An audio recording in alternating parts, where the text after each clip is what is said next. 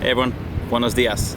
Beautiful day today in San Diego. Sun is shining, and today we're going to talk about goals.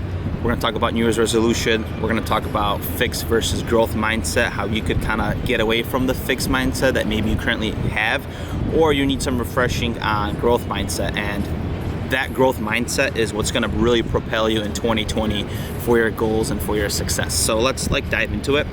And the fact is that it requires a mindset shift, because if you just go into 2020 with having some goals, it's going to be filled with empty promises. And the thing is, in order to get your goals and your objectives done for 2020, whatever it might be, it requires a mindset shift. It's going to require for you to be conscious of exactly what you're doing in order to really create happiness in every aspect of your life that you want to do.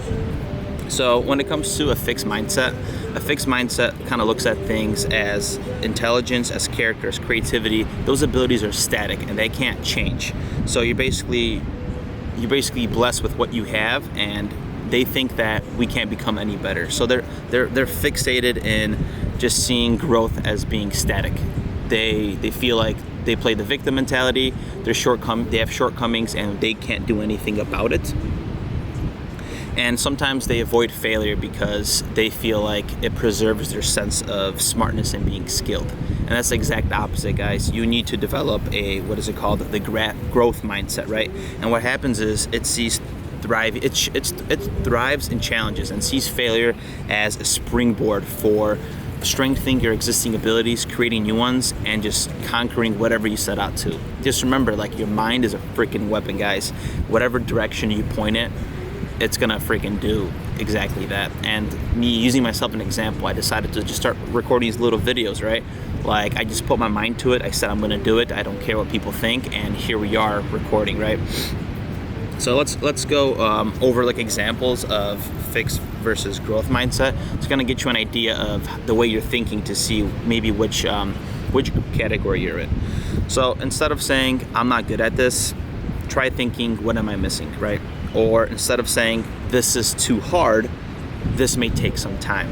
So saying this is too hard is a fixed mindset. You're just basically giving up on yourself. Remember, your body listens to what the mind tells it, right? Your thoughts create your emotions. Instead of saying this will take some time, that's a growth mindset. You're understanding the struggle, you're thriving in that struggle, and you know you're gonna come out being successful, right? Just gonna take a little bit of time. And remember that intelligence is not a fixed thing, guys. That whole IQ things and this is my IQ and all that, I think that's bullshit. Emotional intelligence is so much more important. And you just remember that your brain is like a muscle, right? The way we cultivate it, whatever we feed it, that's the way it's gonna turn out to be, correct?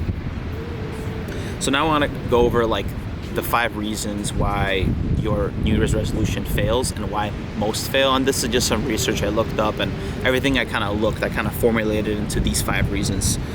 So one of them is rational versus emotional. So you are unbalanced. And when it comes to being successful in 2020, right, it's going to require both hemispheres of your brain to work.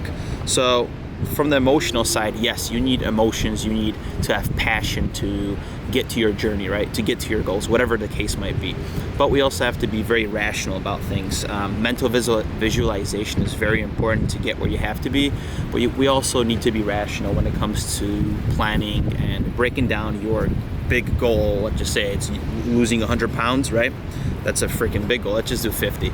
You have to break it down to month by month, week by week. Hey, I'm gonna lose 2 pounds a week, right? You just can't say I'm gonna lose 50 pounds and don't have little milestones in order to kind of boost your sense of accomplishment, whatever it might be, guys. So break it down, have a clear action plan, and that's gonna really help you guys. You can't be unbalanced. Rational versus emotional. We need both of those brain hemispheres to work for your success. The other ones is setting goals to please others, guys, and don't fall into this trap. You really have to be self-aware to see why you are doing these goals. What are the motivators behind them? A lot of people don't realize that you might be doing things just to please others, whether it's to go to the gym and work out. Do it for yourself, guys, because that's the internal motivation that you're gonna need. You're not gonna need the attention from social media or other people to keep continuing, because if you do that, that's going to be a torch that's going to die out really quick, and you're going to be one of those people a month in that's just going to fall off from whatever they're doing. The third one is thinking that self-improvement is linear, and changing behavior is not impossible, but you have to realize that it doesn't happen overnight, guys. Like, it's trial and error. It's just like creating a morning routine, the one we talked about last video. Like, I did it once, I didn't do it for 2 days, I did it again, and it took a little bit of time before I developed the habit.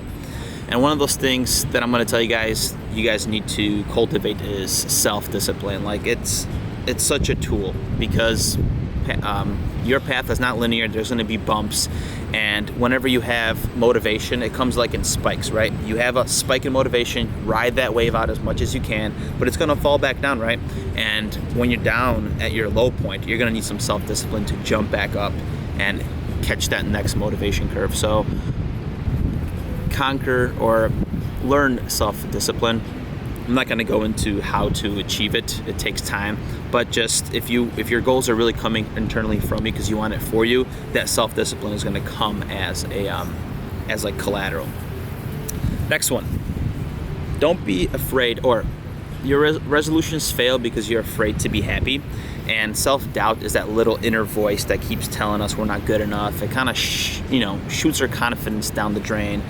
And happiness is like a mental state, guys. We can't be living both in fear and happiness. Like, we're gonna have to acknowledge that growth is uncomfortable. Growth doesn't create happiness at first, but it's the side effect of it, right? Just like taking a pill, ibuprofen, the side effect will be your headache's gone, right? In a way.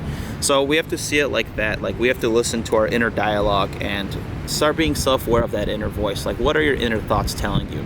Because you're feeding your subconscious, and whatever the subconscious gets, that's the way it's going to present itself in the real world. So just be very, very self-aware of your thoughts and just master them. And I say it as if it's freaking easy, because for me, of course, it takes time as well, and I'm nowhere near perfect, but I'm just documenting the journey that I'm on. But just don't be afraid to be happy. Like, take that leap of faith, guys, please. And if you do, let me know how it worked out and how you felt and all that.